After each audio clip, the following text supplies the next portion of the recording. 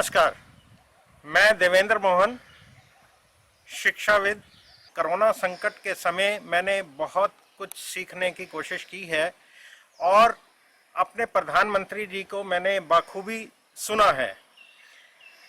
समय रहते उन्होंने जिस तरीके से कोरोना संकट से उबरने में देश के लोगों को प्रोत्साहित किया है, उसका कोई सानी नहीं है। हमारे प्रधानमंत्री मोदी जी जैसा लीडर विश्व में है ही नहीं। आज बड़े बड़े देश जो अपनी देश में लॉकडाउन का पालन नहीं करवा पा रहे हैं, हमारे मोदी जी की एक बात से सभी देशवासी उनके साथ हो गए हैं। ये गर्व की बात है कि हमारे मोदी जी ने लॉकडाउन 1 और लॉकडाउन 2 दोनों ही समय बहुत अच्छे तरीके से जनता को आश्वस्त किया है कि आप लॉकडाउन का पालन करें और जान है तो जहान है, इस नारे को उन्होंने समझाया। 2 गज दूरी की बात उन्होंने कही है। सोशल डिस्टेंसेस से ही हम इस खतरनाक वायरस से बचाव कर सकते हैं। ये वो शत्रु है जो हमें दिखता नहीं है, लेकिन हमें इसको हराना है। जल और बिजली के अलावा जगह जगह अगर कोई चीज पहुंची है तो वो है ब्रॉडबैंड, इंटरनेट, जिसके माध्यम से प्रधानमंत्री मोदी हर घर घर में पहुंच गए हैं।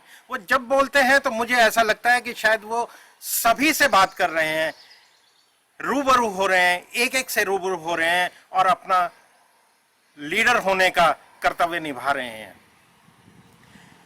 उन्होंने हमारे देश को आगे ले जाने के लिए जो रास्ता चुना है वो उस समय की मांग थी और उनके विजन जैसा कोई और हो ही नहीं सकता था। अदरवाइज बहुत सारी मौतें इस समय हो गई होती। तो अभी हम कम्युनिटी 3 स्टेज में जाने से बहुत अच्छे से बचे हुए हैं। अभी 24 अप्रैल को प्रधानमंत्री मोदी जी ने ग्राम पंचायतों के मुखियाओं से बात करी। ये 24 अप्रैल का दिन इंटरनेशनल पंचायती राज दिवस के रूप में मनाया जाता है। हमारे देश की तरक्की का जो रास्ता है वो गांवों से होकर के जाता है और उन्होंने हमें ये समझाया कि किस तरीके से हम आत्मनिर्भर हो सकते हैं। गांव अपने आप में आत्मनिर्भर हो जाए, जिला अपने आप में आत्मनिर्भर हो जाए, राज्य अपने आप में हो जाए, तो देश अपने आप ही आत्मनिर्भर हो जाएगा। तो ये जो आत्मनिर्भरता का उन्होंने संदेश हमें दिखाया है, तो हम समझते हैं कि ये आने वाले समय में इस कोरोना संकट के बाद जो हमारे देश की इकोनॉमी है वो बहुत आगे चली जाएगी। जैसा कि हमें पढ़ाया जाता था कि हमारा देश कृषि प्रधान देश है, तो हमारे देश की तरक्की का रास्ता गांवों से होकर के जाता है। और इसी पर मैं एक शेर पढ़ना चाहूँगा। सुना है उसने घर खरीदा है करोड़ों का शहर में, मगर आंगन दिखाने वो बच्चों को अपने गांव में लाता है। तो मैं इस शेर के साथ आप सब लोगों को संदेश देना चाहता हूं कि 2 गज की दूरी, जैसा कि हमारे प्रधानमंत्री मोदी जी ने कहा है, हमारे को उसका पालन करना चाहिए। और जहां वहां थूकने की जो आदत है कुछ लोगों की, उसमें हमें सुधार लाना है। हमें इस डिजीज के साथ ही आगे जीना है। ऐसा नहीं है कि ये डिजीज पहली बार आई है। इस तरह की डिजीज हमारे यहाँ पर पहले भी आती रही, संसार में पहले भी आती रही हैं। 1918 में फ्लू आया था, 2003 में फिर कुछ वायरस आया था। तो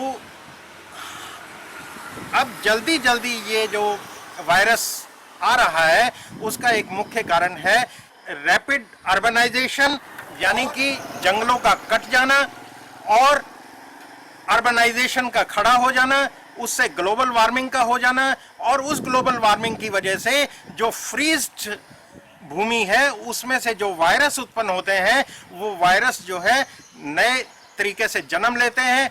तो इस ग्लोबल वार्मिंग को रोकने के लिए हमें अर्बनाइजेशन को रोकना होगा। साथियों, मैं पुनः आपसे आग्रह करता हूं कि प्रधानमंत्री मोदी जी द्वारा कही हुई सभी बातें हम पूरी तरह से लागू करें, अपने जीवन में आदतें डालें, समय समय पर हाथ धोते रहें, सोशल डिस्टेंसिंग रखें और जहां वहां न थूकें, स्वच्छता का पूरी तरह से ध्यान रखें। तो यही स्वच्छता से हम जो है इस कोरोना वायरस को हरा सकते हैं और ये पूरी मानव जाति को बचाने का यही एकमात्र मंत्र है।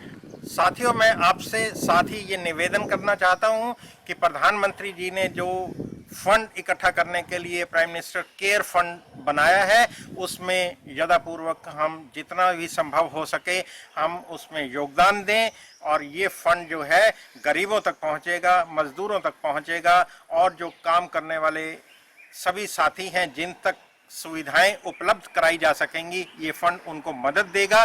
तो मेरी आपसे निवेदन है कि आप इसमें योगदान दें और प्रधानमंत्री जी के जो विचार हैं उनको लागू करने में मदद करें।